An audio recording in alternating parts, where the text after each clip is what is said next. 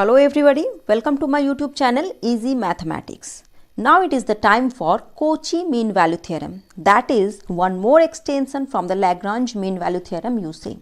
At first let us discuss the statement. After that I shall give you a real-time example so that we can understand the theorem much better.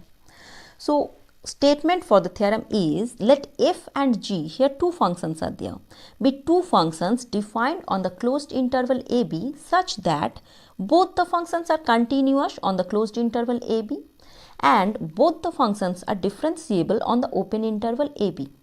One more condition is added here, that the derivative of g dash x not equals to 0 for any x within the given interval. If all those conditions will fulfilling, then there definitely exists at least one value c lies in between ab such that f of p minus f of a divided by gb minus ga is equals to f dash c by g dash c. So probably its geometrical interpretation is not found in any book. But what happens here? Just observe the formula very carefully. This one is the distance. Both are the distance value. So this is the distance in between the interval ab for the first function and this is the distance for the second function. And here it is the ratio. This one is what? The derivative of the function, first function, and this is the derivative of the second function and this is the ratio. If we apply the physics here, then we will say that this is nothing but the speed value, speed formula, is it not? Speed should be represented by the derivative of the given function. So the distance ratio is equals to the speed ratio. That means distance covered by the two functions within the given interval should be equal or equivalent. That means their ratio should be equal by the ratio of their speed, that we can see. For example, we can say that suppose two bikes are there and they have started their journey in the same time, and after half an hour, suppose after half an hour they just cover the double, that means one bike covered the double distance of another. That means suppose the first bike if covered the 10 kilometer, then the second bike covers the distance 20 kilometer within the same stipulated time. Then can we have any idea regarding their speeds? Probably, perhaps we can say the speed of one bike is exactly double of the second bike. But in the practical situation that will not happen. Why? Because it is not possible in a live road there one bike started his journey with a uniform speed. It sometimes goes down, sometimes goes up. So but by this Cauchy's mean value theorem if we apply, then from there we can say that in between the entire journey the one bike definitely acquires the double speed of by compared to the another one. Otherwise it is not possible to cover the exactly double distance within the same stipulated time. So that is one thing you can just imagine about the Cauchy's mean value theorem. I just try to give you a geometrical format. So geometrically we can represent this Cauchy mean value theorem this way. Here the two functions are defined, fx and gx, and accordingly the tangent we will find out at a particular c value where they have the same ratio as their distance ratio is. So this is our Cauchy mean value theorem. Now let us do some application, that means few problems on the Cauchy mean value theorem so that we can understand the application of this theorem much better. So first example, verify Cauchy's mean value theorem for the following pair. So what is the given functions? Fx is equals to cos x and the sin x within the range minus pi by 2 to 0. First of all, these two are very known functions to us. So let us take the curve of this one. So this is our sine curve and this is our cos curve.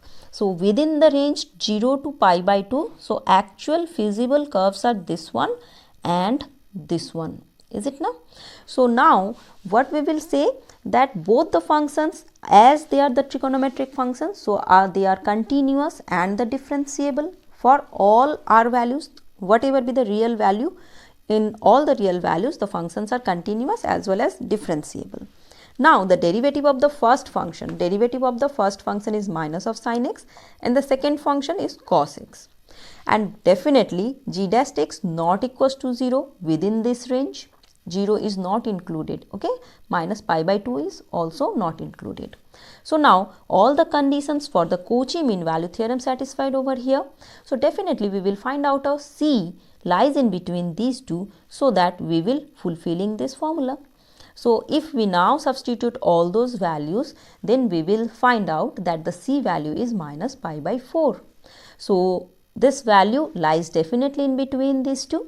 Hence the Cauchy mean value theorem verified, and the C value is this one. One more problem is given as the function f(x) is differentiable on the interval a comma b, where a into b is greater than 0 always. Then so that the following inequality holds for the function. So this equality, not inequality, this one 1 by a minus b, then it is the determinant of a, b and fa, fb is equals to fc minus c into f dash c.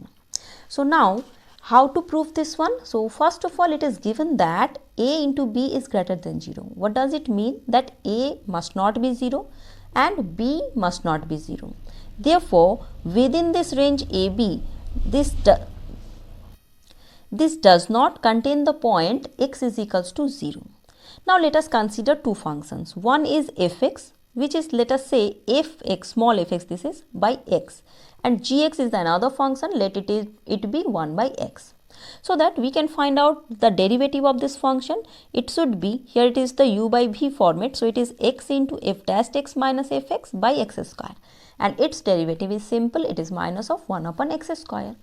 Now if we apply the Cauchy mean value theorem here, then we can say the above two functions within this range, we will find out a value c lies in between a and b, this c value. Then in the Lagrange Cauchy mean value theorem, we will find out fp minus fa, this is capital, and gb minus ga is equals to f dash c by g dash c. So if you substitute all those values and simplify, then we will find out it is as a fp minus b fa by a minus b is equals to fc minus c into f dash c. So that part will be matching with the given condition, and this one for we can write 1 divided by a minus b outside. So this portion is nothing but the determinant of this one. Just look at this one.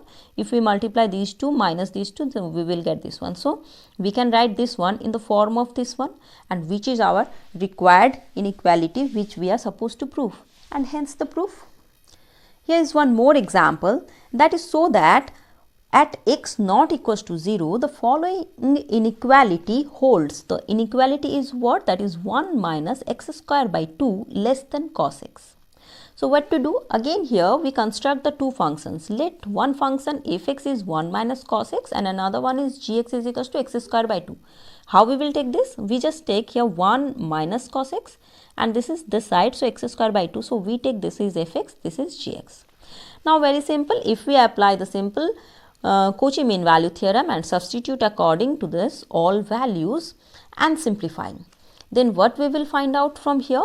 Just observe here, this is the formula, and if you substitute and simplify, then we will find out that portion. Now what happens? This expression particularly always less than 1 for c not equals to 0. If c not equals to 0, we know this expression is always less than 1. Now what happens here? So as this one is less than 1, we can say this entire thing is also less than 1. So we can write so. So that means we will find out from here this portion is less than 1. So 1 minus cos x is less than x square by 2. So that will imply 1 minus x square by 2 less than cos x. Hence the inequality holds. So now it is your time. So it is do by yourself question. The first question is, in Cauchy mean value theorem, if fx is equals to e to the power x and gx is equals to e to the power minus x, then so that theta is independent of both x and h and it is equals to half. This is your first question. And the second question is, verify Cauchy mean value theorem for the following functions, and the function is given fx is equals to root x and gx is equals to 1 by root x within the interval -1, 2. So verify Cauchy mean value theorem for these two functions and write your comment in the comment box.